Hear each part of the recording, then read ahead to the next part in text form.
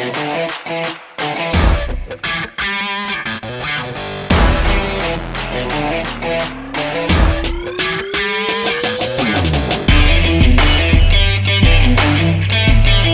Everyone, मैं हूं आपका इंस्ट्रक्टर विवेक और स्वागत है आप सभी का लेक्चर नंबर 9 में। आज की इस लेक्चर में हम बात करने वाले हैं फंक्शंस के बारे में। फंक्शंस यार बेसिक आपको एक ऐसा ओवरव्यू दिया जाएगा कि अगर आप एकदम बिगिनर है, आपको फंक्शंस के बारे में बिल्कुल नहीं पता, तो भी आप समझ जाएंगे। तो चलिए शुरू करते हैं हमारे इस प्यारे से लेक्चर के साथ, इंट्रोडक्शन टू फंक्शंस। तो हम आ चुके हैं अपनी कंप्यूटर स्क्रीन पर और सबसे पहले बात करते हैं फंक्शंस क्या है। अब फंक्शंस इस तरह समझाऊंगा कि अगर आप बिगिनर हो एकदम, तो भी आपको एकदम समझ आएगा।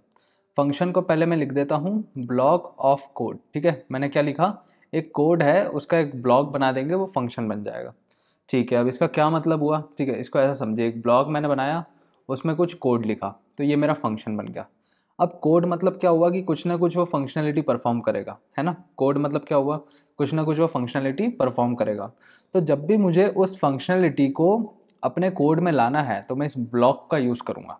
कहने का मतलब है कि एक छोटा सा कोड है मेरा, सी आउट और हाई। ठीक है, ये एक छोटा सा कोड है, इसकी जगह कोई बड़ा कोड हो सकता है जो बड़ी फंक्शनैलिटी परफॉर्म करे।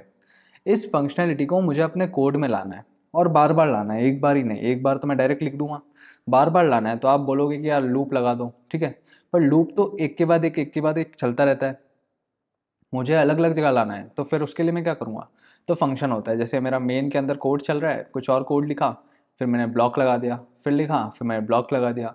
तो जहाँ जहाँ मैं ब्लॉक लगाऊंगा वहाँ वहाँ ये कोड परफॉर्म हो जाएगा।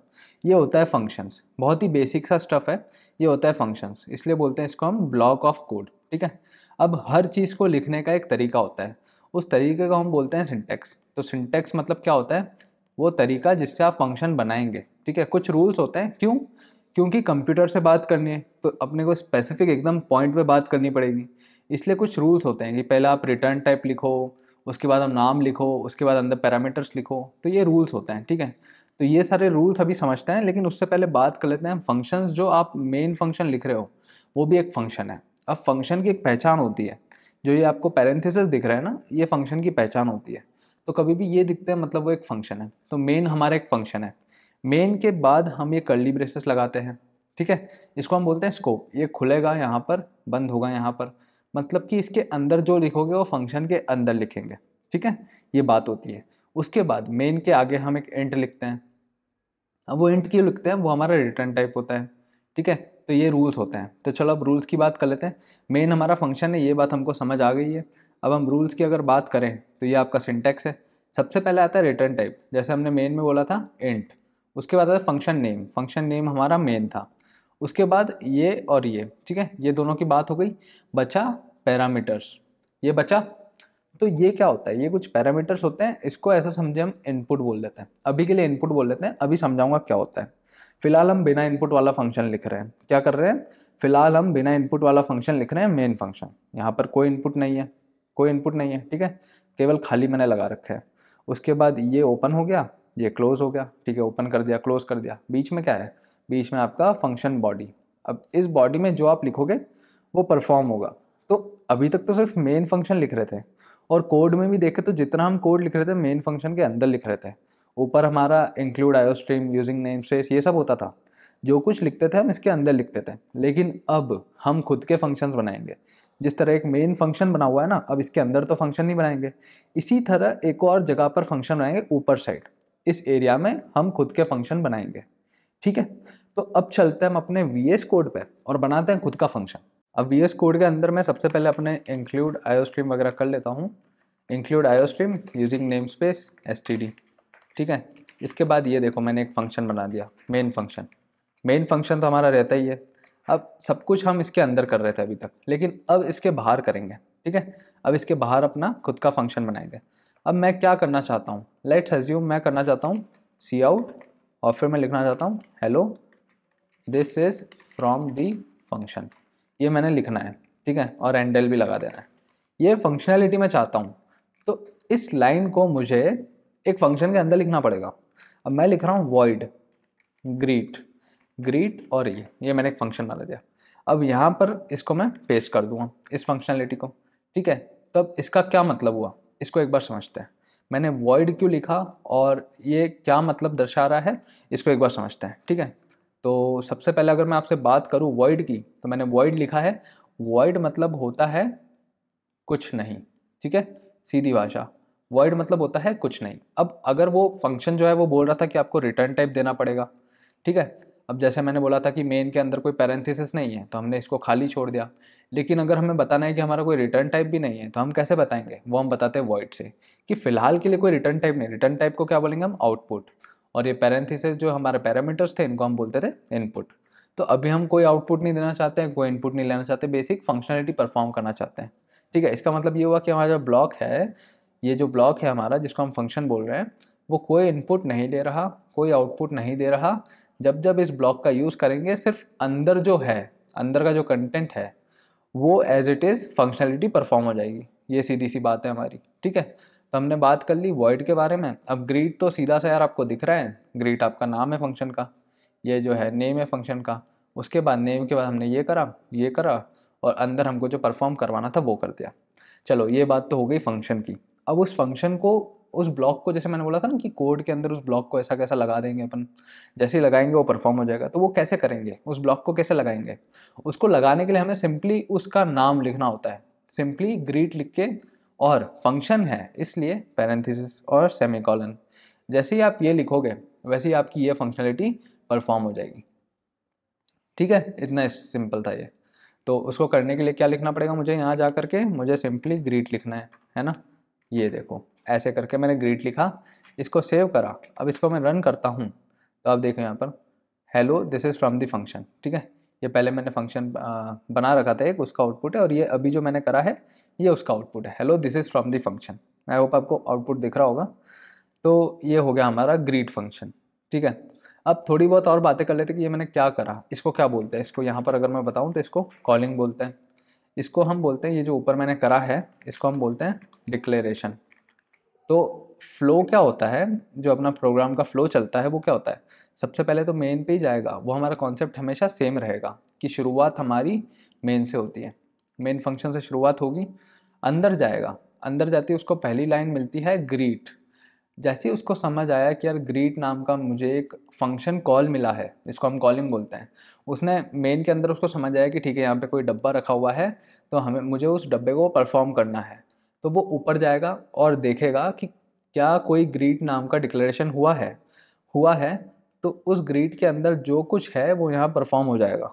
ठीक है, तो यहाँ पर फ्लो ऊपर जा रहा है, ऐसा नहीं हो रहा है कि ये जो कोड है वो उठ के यहाँ आ जाता है। ठीक है, ऐसा नहीं हो रहा है, ये फ्लो जो है नीचे से ऊपर चल रहा है। जैसे सबसे पहले मेन पे फ्लो था, उसके बाद अंदर गया, जैसे ही ग्रीट मिला उसे तो अब ये फ्लो उठ के ऊपर जाएगा ग्रीट वाले फंक्शन के पास। और जैसे ही ये फंक्शन का काम होगा, जैसे ही काम होगा मतलब एंड होगा, वैसे ही ये फ्लो आ जाएगा फिर से मेन के पास और इसके आगे की जो चीज़ें है वो परफॉर्म करने लग जाएगा। ठीक है, तो ये फ्लो चलता है। अब इसमें एक और चीज़ मैं आपको बता देता हूँ। जैसे यहाँ मैंने मेन लिखा, मेन के बाद फ्लो गया ग्रीट के पास, ग्रीट के बाद फ्लो गया ऊपर, उसके बाद ये पूरा परफॉर्म हुआ, यहाँ फ्लो आया, इसके बाद फ्लो गया नीचे। लेट्स अज्यूम मैंने ये ग्रीट उठा करके, ये पूरा ग्रीट उठा करके यहाँ लिख दिया होता, मैंने डिक्लेरेशन नीचे कर दिया होता, तो क्या होता। तो इस चीज़ को करने का एक ही तरीका है, परफॉर्म करके देख लेते हैं। तो मैंने बोला कि मैं इस ग्रीट को उठा करके नीचे लिख दूंगा, इसको सेव करूंगा, रन करूंगा। तो इसने एरर बता दिया, इसने बोला कि ग्रीट वॉज नॉट डिक्लेयर्ड, मतलब इसको ग्रीट मिला ही नहीं। क्यों, एग्जीक्यूशन तो मेन से शुरू हुआ ना, ग्रीट मिला, यहाँ पर ग्रीट उसका कॉल हुआ तो उसने देखा क्या ऊपर के कोई ग्रीट है, क्योंकि टॉप टू बॉटम चल रहे हैं तो ऊपर उसे कोई ग्रीट मिला ही नहीं तो वो कैसे करेगा, नीचे तो उसको पता ही नहीं नीचे कोई ग्रीट रखा हुआ है। ठीक है, तो हमने कॉलिंग कराई है लेकिन डिक्लेरेशन बाद में कराया है कॉलिंग के। तो ये फंडा नहीं चलता, ये फंडा नहीं चलता, हमें पहले डिक्लेरेशन कराना है उसके बाद ही हमारी कॉलिंग होगी।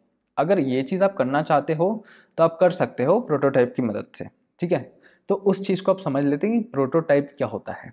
ठीक है, तो अभी तक हम जो बात कर रहे हैं, एक बार इसको मैं हटा देता हूँ। हमने फंक्शन समझ लिया, फंक्शन बनाते कैसे हैं, रिटर्न टाइप वगैरह ये सब अभी देख लेंगे कुछ ही देर में, लेकिन अभी हम देख लेते हैं प्रोटोटाइप क्या होता है। तो अगर मैं आपसे बात करूँ प्रोटोटाइप की, तीन चीज़ें मैंने लिख रखी है। सबसे पहला आपका प्रोटोटाइप, फिर डिक्लेरेशन और कॉलिंग। डिक्लेरेशन देख लिया, कॉलिंग देख लिया। डिक्लेरेशन मतलब जो ग्रीट लिख करके और अंदर हम जो चीज़ें लिख रहे थे। कॉलिंग मतलब ग्रीट मेन के अंदर हम जो कॉल कर रहे थे। प्रोटोटाइप ये होता है कि मैंने डिक्लेरेशन किया फिर कॉलिंग की, तब तो मेरा काम चल जाएगा। लेकिन लेट्स अज्यूम कॉलिंग के बाद मैंने डिक्लेरेशन कर दिया फंक्शन का, तो मुझे काम चलाना है तो कैसे चलाऊँगा? तो ये मेरा मेन था, है ना। मेन के अंदर मैंने कॉलिंग की और उसके बाद डिक्लेरेशन किया।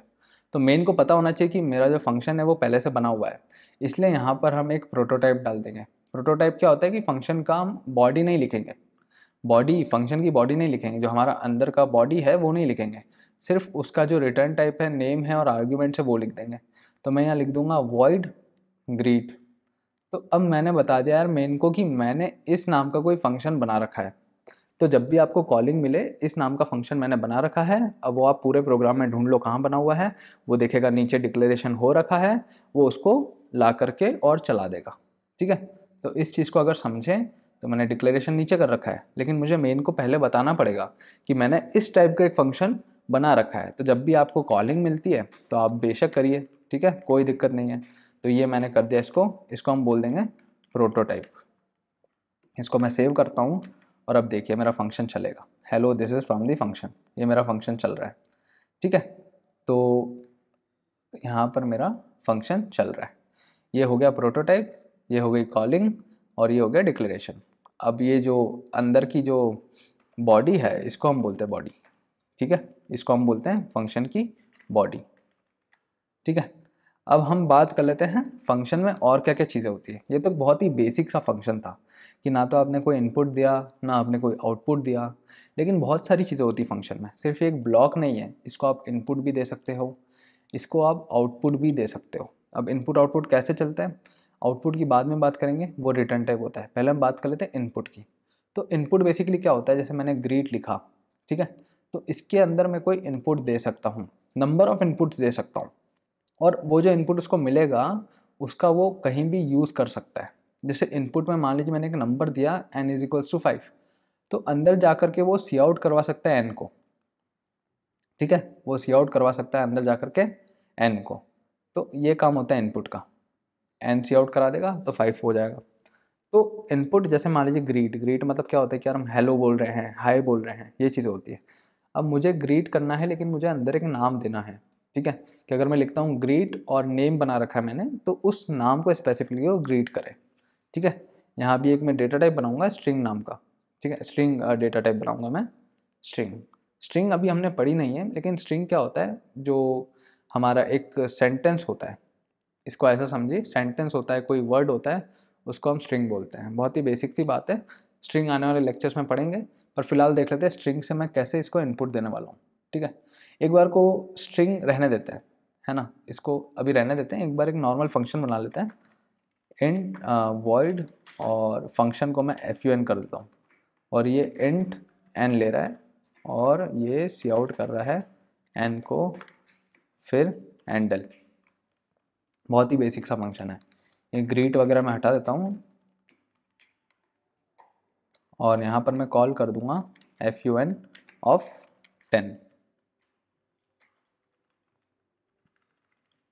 इसको भी हटा देता हूँ। ठीक है, इस प्रोटोटाइप को भी हटाया, इसको सेव करा, इसको रन करा, तो आप देख सकते हैं मुझे 10 मिल गया। अब ये 10 कैसे मिला होगा, तो सीधी सी बात है, सबसे पहले मेन के पास गया, उसके बाद fun ऑफ 10 मिला। fun उसने कॉल किया लेकिन विथ एन इनपुट, उसने एक इनपुट दिया उसको 10। तो अब फ्लो गया ऊपर, फ्लो गया ऊपर। अब फंक्शन के पास एक इनपुट है, तो फंक्शन ने बोला ठीक है, मुझे जो भी इनपुट नीचे मेन से मिला है वो मुझे दे दो। तो ये 10 उठ करके गया, ये 10 गया n के पास। अब n में क्या आ गया, 10 आ गया। ठीक है, अब उसने किया सी आउट n, तो सी आउट हो गया हमारा 10।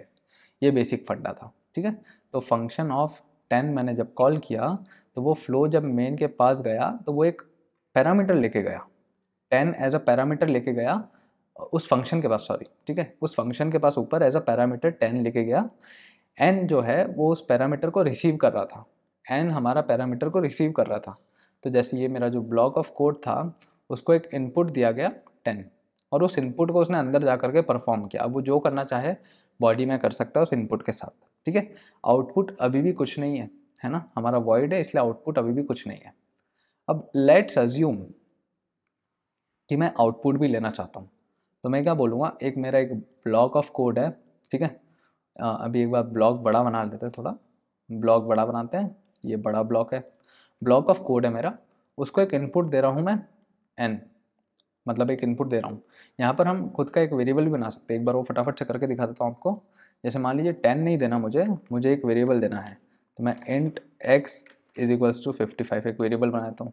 अब मुझे फंक्शन में x पास करना है, ठीक है। तो अब मैं रन करूँगा तो भी ये स्मूथली चलेगा, क्योंकि मैंने क्या किया, एक x वेरिएबल बना करके उस वेरिएबल को पास कर दिया है फंक्शन के अंदर।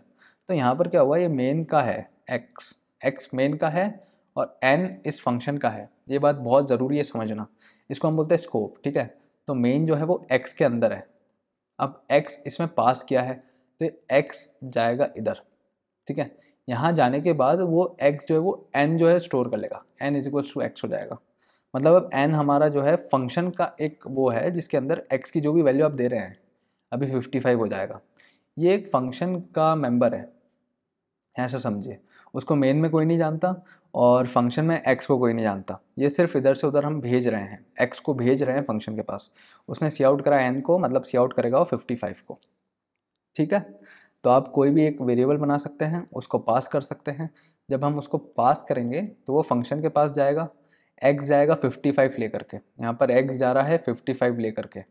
जैसे ही यहाँ पर जाएगा, एक्सेप्ट कौन कर रहा है, स्वागत करने के लिए कौन खड़ा है, n खड़ा है। तो n ने बोला ठीक है आप क्या लाए मेरे लिए, 55 लाए हैं, ठीक है मुझे दे दीजिए। x ने n को 55 दिया, n को 55 मिला।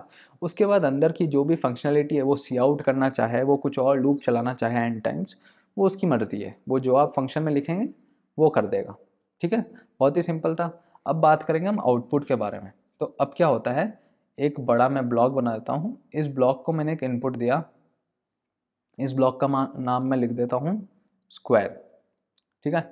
स्क्वायर मतलब क्या होता है, अगर मैं 5 बोलता हूँ तो 5 का स्क्वायर हो जाएगा 5 इंटू 5 मतलब 25। 6 बोलता हूँ तो 6 का स्क्वायर हो जाएगा 6 इंटू 6 मतलब 36। तो ये फंक्शनैलिटी है एक, ये फंक्शनैलिटी मैं परफॉर्म करवाना चाहता हूँ इस ब्लॉक ऑफ कोड से, ठीक है। तो स्क्वायर नाम का एक मैंने फंक्शन बनाया स्क्वायर नाम का। ये इनपुट भी ले रहा है और ये आउटपुट भी दे रहा है। अब इसको कैसे समझेंगे, इनपुट क्या लेगा, ये बेसिक सी बात है, 5 का स्क्वायर निकालना है 25, तो 5 इनपुट मिलना चाहिए और 25 आउटपुट मिलना चाहिए। तो इनपुट ले रहा है 5, या फिर बोले हम n ये इनपुट ले रहा है, आउटपुट दे रहा है ये n इंटू एन, ठीक है। अब ये n इंटू एन आउटपुट देगा तो उसको हम बोलते हैं रिटर्न टाइप। तो ये जो ब्लॉक है मेरा, ये क्या रिटर्न कर रहा है उसको हम आउटपुट बोलते हैं, क्या रिटर्न कर रहा है उसको हम आउटपुट बोलते हैं। अभी हमारा वॉइड था, मतलब ये कुछ भी रिटर्न नहीं कर रहा है, ठीक है, कुछ भी रिटर्न नहीं कर रहा है। लेकिन इस वॉइड को अगर मैं इंट कर देता तो मैंडेटरी हो जाता कि अब ये फंक्शन एक इंटीजर वैल्यू रिटर्न करेगा, ठीक है। उसको यहाँ कैसे हैंडल करेंगे अभी बात करेंगे, लेकिन ये फंक्शन एक इंटीजर वैल्यू रिटर्न करेगा, ठीक है। तो मैं फटाफट से कोड लिख देता हूँ, उस कोड से आपको बिल्कुल समझ आ जाएगा कि हो क्या रहा है, ठीक है। जैसे इसको हटा करके और मैंने बोला एक मेरा इंट स्क्वायर फंक्शन है। अब इंट स्क्वायर मतलब क्या हुआ, इंट मतलब रिटर्न टाइप, ठीक है, n मिल गया। अब मैंने यहाँ पर कुछ भी आप लिख सकते हैं, आप n भी ले सकते हैं, x भी ले सकते हैं, जो आपकी मर्ज़ी। मैं x लेता हूँ, x की वैल्यू 5 ले लेता हूँ। उसके बाद मैं स्क्वायर को कॉल करूँगा और उसके अंदर आपको इनपुट देना है x। बहुत बढ़िया, ये मैंने कर दिया, ठीक है। अब मैं क्या करना चाहता हूँ, मैं n का स्क्वायर करना चाहता हूँ, है ना। यहाँ से गया x, n में गया, n को मिला 5, मैं 5 का स्क्वायर करना चाहता हूँ, तो मैं क्या बोलूँगा, n इंटू एन, ये मेरा हो गया 5 का स्क्वायर। इसको मैं स्टोर करवाऊँगा किसी इंटीजर में, तो मैं बोलूँगा integer answer is equals to n into n, ठीक है। आंसर में क्या हो गया मेरा n इंटू एन मतलब 5 इंटू 5 25। उस आंसर को मैं रिटर्न कर दूंगा, रिटर्न आंसर, ठीक है। और यहाँ पर मैं क्या करूँगा, अब इस चीज़ को समझिए थोड़ा, ठीक है। फ्लो कैसे चलेगा, मेन के पास गया, x में अभी 5 है, स्क्वायर ऑफ 5 जब कॉल हुआ तो क्या हुआ, स्क्वायर ऑफ x कॉल हुआ तो ये गया इसके पास, स्क्वायर के पास गया। n ने बोला ठीक है आप क्या लाए हैं, 5 लाए हैं, 5 मुझे दे दीजिए। n बोला 5 ले लो, x बोला 5 ले लो, n 5 हो गया।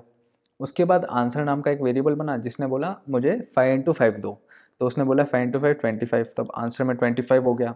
उसके बाद ये लाइन आती है रिटर्न आंसर, मतलब कि इस ब्लॉक ने बोला कि ठीक है मैंने अपना काम कर दिया है, अब इस आंसर को रिटर्न कर दो। रिटर्न कर दो मतलब आउटपुट दे दो। तो जब ये आउटपुट दिया जाएगा तो वापस से फ्लो कहाँ आता है, इसके बाद फ्लो कहाँ आता है, फ्लो वापस से मेन के पास आता है। तो जब ये आउटपुट दिया जाएगा तो यहाँ हैंडल करने वाला कोई होना चाहिए, ठीक है।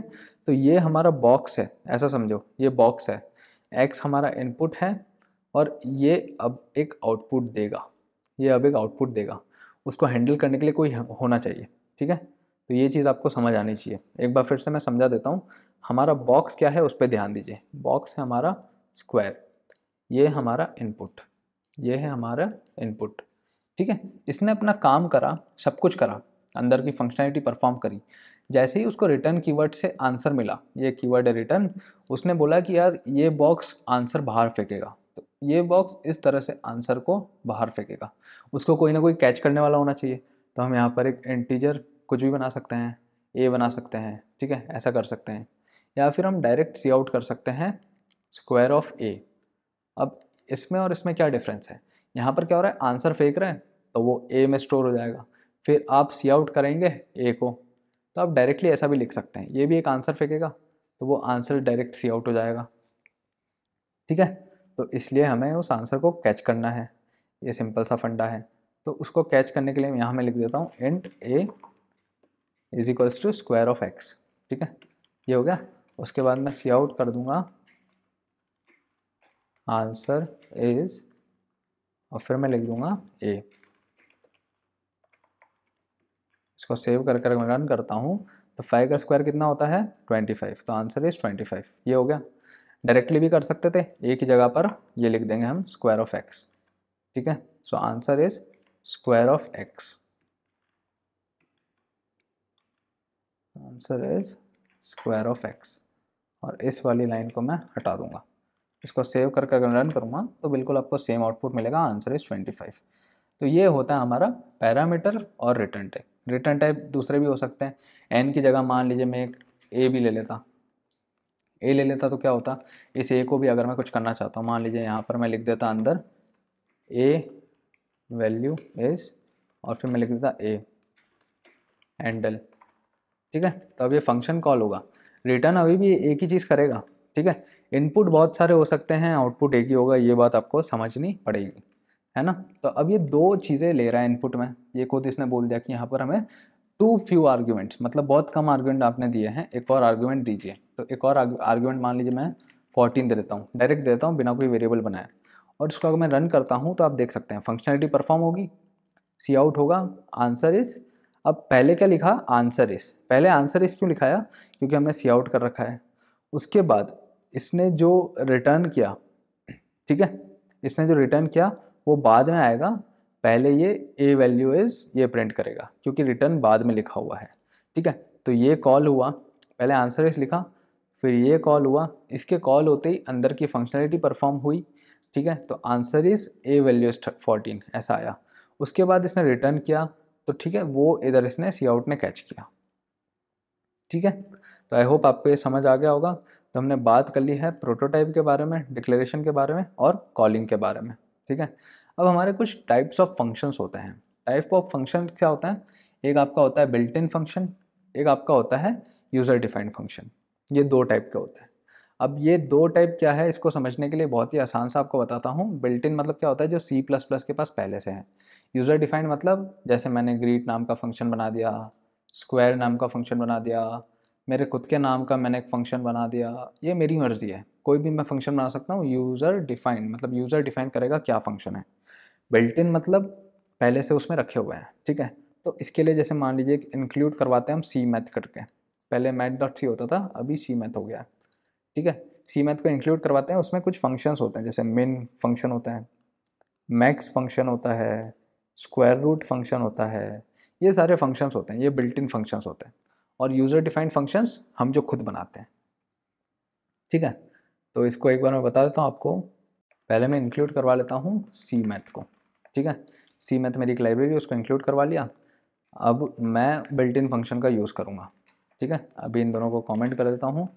बिल्ट इन फंक्शन कौन सा यूज़ कर रहा हूँ मैं, जैसे मान लीजिए मैं करता हूँ डायरेक्टली सी आउट मिन फंक्शन है मेरा, उस फंक्शन में मैं दो चीज़ें दूंगा, ठीक है, एक 10 दूंगा, एक 45 दूंगा, और मैं इससे बोल रहा हूँ कि 10 और 45 में से जो मिनिमम है वो मुझे सी आउट कर दे। तो ये फंक्शन बिल्ट इन है, इसकी फंक्शनलिटी मैंने नहीं लिखी है। इसकी फंक्शनलिटी देखना है तो आप कंट्रोल दबा के इस पर क्लिक करिए, तो ये देखिए यहाँ पर ये हमारा पूरा मिन फंक्शन लिखा हुआ है, मिन फंक्शन, और ये उसकी फंक्शनलिटी है। बेसिक इफ एल्स लगा रखा है, लेकिन और भी कुछ चीज़ें उसने कर रखी है, कुछ उसने एज केसेस हैंडल कर रखे हैं, उसने टेम्पलेट बना रखा है, कोई भी आप डेटा टाइप दे सकते हैं।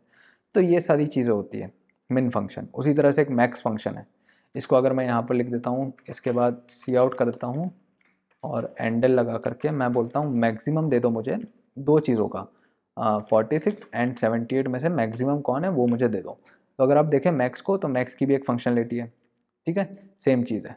तो ये फंक्शनलिटी हमारी सी मैथ में रखी हुई है। सी मैथ को देखना है तो ये पूरी सी मैथ बहुत बड़ी सी है, ठीक है, इसको देखना कोई सेंस नहीं है, आप इसको यूज़ करिए, इसके फंक्शंस को पढ़िए और उस फंक्शन को डायरेक्टली यूज़ करो। सी आउट कर दिया, मिनिमम 10 और 45 का मिनिमम क्या होगा, 10 होगा, और 46 और 78 में 78 होगा। तो ये फंक्शनलिटीज़ हम डायरेक्टली ले सकते हैं इनसे, ठीक है। सी आउट करता हूँ मैं, मान लीजिए सी आउट करना चाह रहा हूँ मैं, स्क्वायर रूट निकालना चाह रहा हूँ, स्क्वायर रूट ऑफ 81 चाहिए मुझे, ठीक है, तो 9 होता है स्क्वायर रूट, ये देखिए यहाँ पर 9 आ गया, स्क्वायर रूट ऑफ 81। तो ये बिल्ट इन फंक्शंस है, यूज़र डिफाइंड हमने बना लिए हैं। अब यूज़र डिफाइंड भी चार टाइप के होते हैं, जैसे मैंने स्क्वायर बनाया ना, अब ये चार टाइप के हो सकते हैं। वो चार टाइप कौन से हैं वो देख लेते हैं। चार टाइप कैसे हो सकते हैं, 4 टाइप्स कैसे बोल रहा हूँ मैं, ये कॉम्बिनेशन है बेसिक सा। हमने क्या बात करी थी, इनपुट आउटपुट। अब हो सकता है इनपुट भी ना दो आउटपुट भी ना दो, जैसे मैंने वॉइड ग्रीड बनाया था, बिना इनपुट बिना आउटपुट। हो सकता है इनपुट दो आउटपुट ना दो, हो सकता है इनपुट ना दो आउटपुट दो, और हो सकता है दोनों दो। अब ये वाला फंक्शन जो है वो कौन सी कैटेगरी में फॉल हो रहा है, लास्ट वाली में। क्यों, इनपुट भी है आउटपुट भी है, ठीक है। यहाँ मान लीजिए अगर मैं इंट स्क्वायर कर देता और इधर कुछ नहीं करता और इधर रिटर्न कर देता मैं 100, इनपुट नहीं है आउटपुट है, तो कौन सा हो गया, इनपुट नहीं है आउटपुट है। अब वहीं अगर मैं कर देता यहाँ पर, इसको थोड़ा क्लीन कर देता हूँ, सेकंड वाला केस अगर डिस्कस करूँ मैं आपसे, तो सेकंड वाले केस में क्या होता, मैं कर देता वॉइड, क्यों, आउटपुट नहीं है, और कर देता मैं स्क्वायर और इनपुट है, तो इंट एन। अब वॉइड है तो कुछ रिटर्न नहीं करेगा, तो ठीक है मैं सी आउट करवा लूँगा, सी आउट कर दूंगा एन इंटू एन, तो ये भी सेम काम करेगा। तो मैंने एक फंक्शन बना दिया, कौन सा फंक्शन बना दिया, जिसमें इनपुट है आउटपुट नहीं है, ठीक है, इनपुट है आउटपुट नहीं है, ये हो गया। तो ये बेसिक फंक्शन है। अब एक और लास्ट वाला बचता है, कौन सा, मेरा इनपुट भी नहीं है आउटपुट भी नहीं है, तो उसको कैसे बनाऊंगा, बहुत ही सिंपल है, वॉइड और उसका कोई भी फंक्शन लिखूंगा और कोई इनपुट नहीं दूंगा, अंदर मैं कुछ भी परफॉर्म करवा सकता हूँ, ठीक है, बस कोई इनपुट आउटपुट मतलब इधर से उधर ट्रांसफ़र नहीं होगा, सीधी बात है, इनपुट आउटपुट मतलब इधर से उधर ट्रांसफ़र नहीं होगा। तो ये बेसिक बात होगी। तो ये चार टाइप के फंक्शन होते हैं, ठीक है, एक में ये चारों कॉम्बिनेशन बनते हैं, बिना इनपुट बिना आउटपुट, इस तरह से ये चारों कॉम्बिनेशन बनते हैं। तो ये चार टाइप के हमने फंक्शन भी डिस्कस कर लिए हैं, ठीक है। अब हमारे कुछ थोड़े से एडवांस टॉपिक्स आ जाते हैं फंक्शंस के। एडवांस मतलब एक इनलाइन फंक्शन करके एक कॉन्सेप्ट आता है, उसको एक बार समझते हैं। तो इनलाइन फंक्शन क्या होता है, इनलाइन फंक्शन की अगर मैं बात करूं, तो नाम से आपको समझना पड़ेगा इनलाइन। अब इनलाइन क्या होता है, बेसिक अगर फ्लो देखें तो मेन था, ठीक है, उसके ऊपर मैंने कोई ग्रीट फंक्शन लिखा था और उसमें कुछ कोड लिखा था और मेन के अंदर इसको मैंने कॉल कर दिया था। तो बेसिकली होता क्या था, होता ये था कि मेन पे जाएगा, मेन से ग्रीट पे जाएगा, कॉलिंग पे जाएगा, मतलब कॉलिंग वाली लाइन उसको मिलेगी, यहाँ से फिर ऊपर जाएगा वो और फंक्शन कॉल मारेगा, तो फंक्शन के पास जाएगा ऊपर और फिर ये चीज़ें परफॉर्म होगी। ये चीज़ें रन टाइम पे हो रही है, इस बात को समझिए। कंपाइल टाइम पे क्या हो रहा है, कंपाइल टाइम पे क्या हो रहा है, डायरेक्टली ये चीज़ें हो रही है कि हाँ ठीक है, ये फंक्शन लिखा हुआ है, एक फंक्शन बनाया है, फंक्शन की डिक्लेरेशन हो रखी है, फंक्शन कॉल कर रहे हैं। रन टाइम पे क्या होगा, रन टाइम पे वो फंक्शन कॉलिंग हो रही है कि ठीक है अभी मैं यहाँ जाऊँगा, उस फंक्शन के अंदर की फंक्शनैलिटी को परफॉर्म करूँगा, ये चीज़ें रन टाइम पे हो रही है, ठीक है। तो इस चीज़ का एक ड्रॉबैक है, वो ड्रॉबैक ये है कि जैसे मान लीजिए कोड के अंदर आपको बताता हूँ, एक छोटा सा फंक्शन लिखता हूँ मैं, ठीक है, इसको हटा, इसको मैं कमेंट करता हूँ और एक छोटा सा फंक्शन लिखता हूँ मैं, इंट मिनिमम, या फिर मान लीजिए स्क्वायर ही लिख देता हूँ मैं, ठीक है, इंट स्क्वायर इंट एन।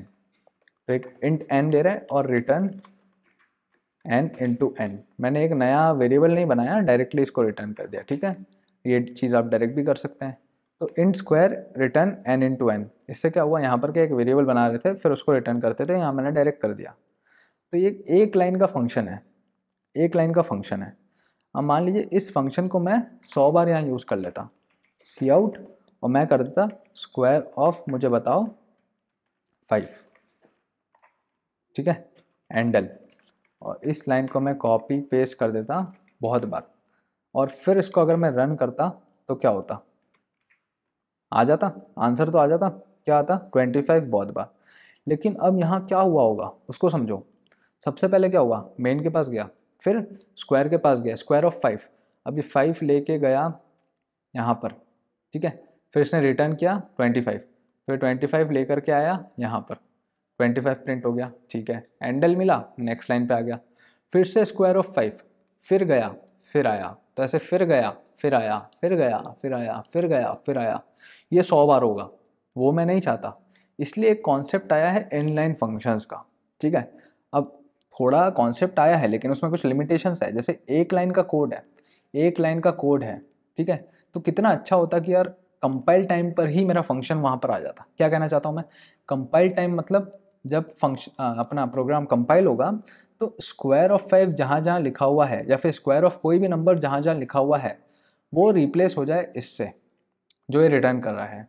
तो अब जो सी आउट हो रहा है वो मेरा स्क्वायर ऑफ 5 नहीं हो रहा है, डायरेक्टली मेरा सी आउट हो रहा है 5 इंटू 5, ऐसा कितना अच्छा होता। क्यों, क्योंकि ऊपर नीचे उसको जाना नहीं पड़ेगा, ठीक है, एक ही बार में वो पूरा फंक्शनैलिटी परफॉर्म कर लेगा, कितनी ही बार आप फंक्शन लिख दो। तो इससे हमारा कंपाइलेशन बहुत फास्ट हो जाएगा, रन टाइम बहुत फास्ट हो जाएगा, ठीक है, रन टाइम फास्ट होगा। कंपाइल टाइम पर तो वो इनलाइन फंक्शन की मदद से यहाँ पर वो एज इट इज़ फंक्शन की बॉडी ले आएगा, ठीक है। अब इनलाइन बनाने के लिए भी कुछ एक प्रोसीजर होता है, बहुत ही छोटा सा कीवर्ड आपको यूज़ करना पड़ेगा, इनलाइन कीवर्ड, बस। रूल्स क्या है एक लाइन का, अब ये बात बताऊँ, कंपाइलर डिसाइड करेगा, आप डिसाइड नहीं कर सकते। आपने इनलाइन लिख दिया, आपने इनलाइन लिख के उस फंक्शन को इनलाइन बना दिया, लेकिन उसके बाद भी कंपाइलर डिसाइड करेगा कि ठीक है ये इनलाइन बनने काबिल है या नहीं है, उसके बाद ही मैं इसको इनलाइन घोषित करूँगा और इनलाइन की तरह उसको ट्रीट करूँगा, ठीक है। तो हम सिर्फ उसको बोल सकते हैं कि ये इनलाइन बन सकता है, इसको आप इनलाइन बना लो, बाकी तो कंपाइलर की मर्जी है। तो इसको मैं इनलाइन बना के अगर रन करता हूँ तो भी सेम चीज़ होगी। अभी इतने से मैं आपको डिफरेंस पता नहीं चलेगा, लेकिन कॉन्सेप्ट क्या है वो समझना ज़रूरी है, ठीक है। तो इनलाइन हमने लगाया और इनलाइन हमारा फंक्शन जो है वो हो गया, ठीक है। तो ये एक कॉन्सेप्ट था, इसको मैं हटा देता हूँ, ये इनलाइन फंक्शन का एक कॉन्सेप्ट था। इसके बाद एक कॉन्सेप्ट आता है आपका कॉल बाय वैल्यू और कॉल बाय रेफरेंस का। अब कॉल बाय रेफरेंस अगर आप प्रोग्रामिंग से हैं तो आपको पता होगा, ये पॉइंटर्स का कॉन्सेप्ट है कॉल बाय रेफरेंस। लेकिन अभी हमने एक रेफरेंस वेरिएबल भी पढ़ा था, ठीक है, रेफरेंस वेरिएबल पढ़ा था एम्परसेंड वाला, उसकी मदद से इसको समझेंगे। पॉइंटर्स वाला कॉन्सेप्ट है, बिल्कुल आपको समझाया जाएगा जब पॉइंटर्स के बारे में पढ़ेंगे, ठीक है, आने वाले कुछ लेक्चर्स में। फिलहाल हम पढ़ रहे हैं रेफरेंस के बारे में, तो एक बार रेफरेंस की बात कर लेते हैं। Call by value and call by reference, ये दो चीज़ें हैं। अब कॉल मतलब क्या होता है, कॉल मतलब यार मैंने जब फंक्शन कॉल मारा, जैसे मान लीजिए यहाँ पर मैं स्क्वायर, तो ये मेरा फंक्शन कॉल हो गया। तो कॉल बाय वैल्यू से मैं क्या कहना चाहता हूँ, हम इनपुट की बात कर रहे हैं कि इनपुट को आप किस तरह से भेज रहे हैं। मैंने क्या बोला था, इधर से उधर चीज़ें भेजनी होती है, तो मैं इनपुट की बात कर रहा हूँ कि आप इनपुट को किस तरह से भेज रहे हैं। इनपुट आपका जा रहा है इसके पास एज अ वैल्यू, क्यों, एक्स भेजा मैंने, एक्स को एज अ वैल्यू भेजा कि एक्स ले करके जाओ, और वहाँ पर एन इंतज़ार कर रहा है, एन बोलेगा आप क्या लेकर के आए हो, एक्स बोलेगा मैं 5 लेकर के आया हूँ, एन 5 हो जाएगा, ठीक है।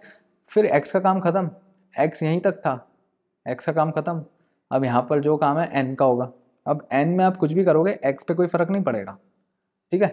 तो ये चीज़ें होती है कॉल बाय वैल्यू में। इससे मैं क्या कहना चाह रहा हूँ, एक बेसिक सा आपको फंडा बताता हूँ।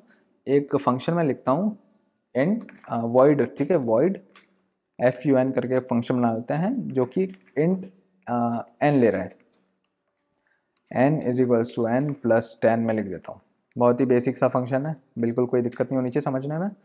मैं इस फंक्शन को कॉल कर दूंगा विथ वैल्यू ऑफ x, और x की वैल्यू मैं 5 कर दूंगा, ठीक है, इसको हटा देता हूँ, x की वैल्यू मैंने 5 कर दी है ना। इसको मैं फ़िलहाल के लिए नीचे रख देता हूँ ताकि आपको दिखे। ठीक है, ग्रेट। सी मैथ को हटा दो, बहुत बढ़िया। अब ये देखो, ये तो हमारा स्क्वायर फंक्शन था, ये हमारा fun नाम का फंक्शन है। क्या करा इसने, int n is equals to n plus 10। अब यहाँ पर मैंने क्या करा, int x is equals to 5 और फंक्शन ऑफ x को कॉल किया। अब अगर मैं सी आउट करता हूँ x की वैल्यू, ठीक है, तो अगर आप बिल्कुल बिगिनर हो, है ना, आपको नहीं पता वैल्यू रेफरेंस, तो आप बिल्कुल यही बोलोगे कि यार 5 क्यों आ रहा है, 15 आना चाहिए, प्लस 10 होना चाहिए, पर 5 क्यों आ रहा है, हमें तो 5 ही मिल रहा है। तो ये चीज़ होती है कॉल बाय वैल्यू। क्या हुआ समझिए, मेन के पास गया सबसे पहले, बहुत बढ़िया, x इज इक्वल्स टू 5। तो जो हमारा मेन का ब्लॉक था उसके अंदर एक x नाम का वेरिएबल बन गया, डब्बा बन गया, जिसमें पड़ा है 5। ठीक है, मैंने कॉल किया फंक्शन ऑफ x, मतलब कि अब फंक्शन ऑफ x कॉल हो रहा है, फंक्शन ऑफ x कॉल हो रहा है। ठीक है, तो ये 5 जो है वो ऐसा ऊपर जा रहा है, ऊपर जा रहा है, ऊपर जा रहा है, इस फंक्शन के पास पहुंच गया। ठीक है, अब इस फंक्शन का एक अलग डब्बा है, इस फंक्शन का एक अलग डब्बा है, क्यों, उसके अलग वेरिएबल्स हैं। तो यहाँ पर एक n नाम का वेरिएबल बन रहा है, क्यों, यहाँ पर हम इनपुट में n बना रहे हैं, तो n रिसीव कर रहा है 5 को, तो n हो गया 5। अब ये वाली लाइन से क्या हुआ, n is equals to n plus 10, मतलब n is equals to 5 plus 10 मतलब 15। तो अब ये जो n है वो 15 हो गया, ये जो n है वो 15 हो गया। यहाँ अगर मैं सी आउट करता n को तो मुझे 15 मिलता, लेकिन यहाँ हमारा x तो 5 ही है ना, उसका तो कोई चेंज नहीं होगा। ठीक है, ये बात समझ आती है, इसलिए सी आउट करा मैंने x को, तो वो 5 रहेगा। लेकिन अगर मैं आपसे कहूँ एक सिंपल सी बात कि मैं रेफरेंस लगा दूंगा, रेफरेंस कैसे लगा दूंगा, एक और नाम बना दूंगा। ठीक है, रेफरेंस में क्या होता था, इंट a करते थे, उसका एक रेफरेंस वेरिएबल b बनाते थे, तो a में जो भी करोगे वो b में होगा। ये बात तो आपको याद है, रेफरेंस हमने पढ़ा था। तो अगर मैं रेफरेंस लगा देता हूँ तो क्या होगा, x जो है वो जाएगा ऊपर, लेकिन अब x का एक और नाम है, x का एक और नाम है n।